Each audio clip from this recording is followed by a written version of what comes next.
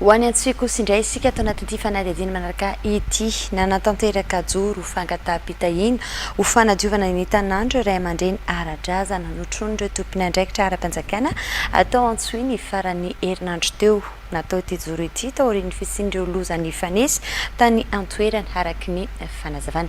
Fanadino Jean-Claude Andriamalala. Anisan'ireo tanana nitrangana loza ny fanesy nafatisana olona naravana fananana maro Antsohihy hoy ireo Ray Aman-dReny ara-drazana any an-toerana. Teo ny loza an-dranomasina, ny loza afamaizan'ny tanàna, ny valinaretina, ny loza mpifamovozana an-dalambe. Nanapa-kevitra izy ireo ny hanadino tanàna tamin'ny alalan'ny fanaovana ny joro ho fangataham-pitahina araka ny fomba tsy mety ny farany herinandro lasa teo. Maro loatra ny zavatra miseho eto an-tanàna efa tsy letany fokon'ologno magnan'iny. Eo ny accident, eo amin'izany tanàna may. Izy koa magnan'izany nandiniky nagnan'iny.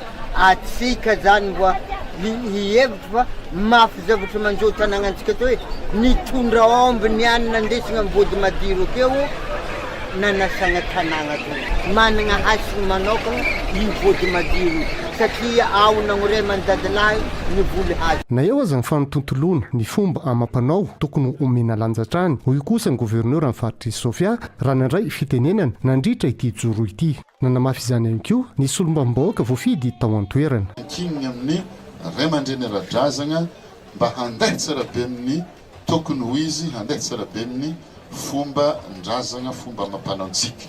Fomba tsy potentsika ny raha iaignan-jare akany ka zay mahatonga loza reo atsika zany efa maro loatra raha misefatsefaka fagnapotehana le fomban-drazana ka manarigny azy atsika io.